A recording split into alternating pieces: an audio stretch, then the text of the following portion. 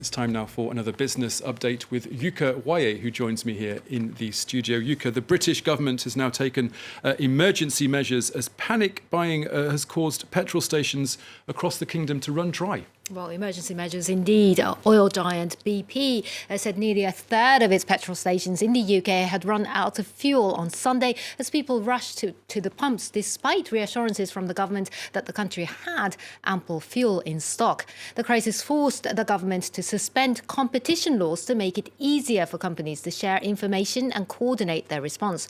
Authorities have also decided to issue short-term visas to 5,000 lorry drivers from abroad. Emerald Maxwell has more. The UK's Transport Minister insists that Britain has ample fuel stocks and that shortages are being caused by panic buying. But that hasn't stopped the long lines outside petrol stations. I've been here nearly an hour waiting for my turn to fill up the car. It's really frustrating. I am a driver. Thousands of petrol stations ran dry on Sunday across the country. BP said nearly a third of its stations had run out of the two main grades of fuel. The panic comes as the country faces a shortage of tens of thousands of truck drivers, which the haulage industry says is due to the pandemic, an ageing workforce, and an exodus of foreign workers following Brexit last year. This has contributed to shuttered gas pumps, but also weeks of supermarkets and restaurants running out of some foods. This is a complete lack of planning. No, we exited the EU. One consequence was there was going to be a shortage of HGV drivers. That was predictable. It was predicted. After resisting for months, the government has announced it will issue temporary visas for 5,000 foreign truck drivers. We don't want to be relying on overseas labour in the longer run, which is why this is limited to Christmas. It's a reversal by the Conservative government, which has tightened immigration rules since Brexit. But business leaders have warned the plan is a short-term fix and will not solve the labour shortage. In the meantime, the government is reportedly considering drafting in the army to deliver fuel to stations. Meanwhile, global oil prices are continuing to rise this Monday to their highest levels in 3 years. At an international oil industry meeting in Singapore, producers and traders said global fuel demand was expected to reach pre-pandemic levels by early next year, even as the pandemic continues to hamper refining capacity in some oil-producing countries.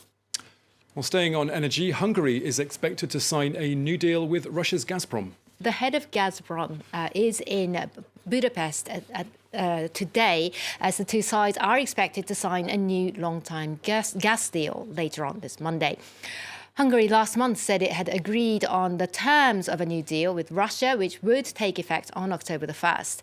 It will see Gazprom ship 4.5 billion cubic meters of natural gas to Hungary annually for at least 15 years. The supplies will go through two routes, one via Serbia and another via Austria. Hungary has relied on Russian gas delivered via a pipeline through Ukraine in the past.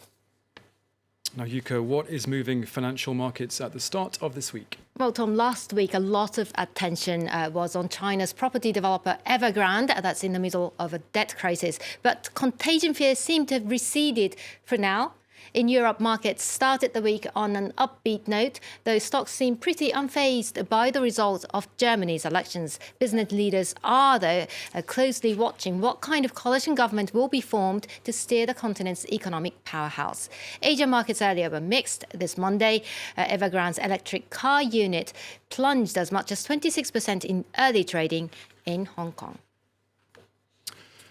Moving on to a major defence contract, Britain's Rolls Royce has been chosen to build new engines for US bombers. It's a really big win for Rolls Royce coming after a multi-year competition. The British company will provide new engines for the US Air Force's B-52 bombers. The contract could be worth up to $2.6 billion. Its F-130 engines will be built at a facility in Indianapolis in the United States to replace old engine models on the fleet, which have powered the aircraft since the 1960s. Rolls-Royce beat rivals, including the current supplier, Pratt & Whitney. OK, Yuka Waye with the latest business news. Thank you very much.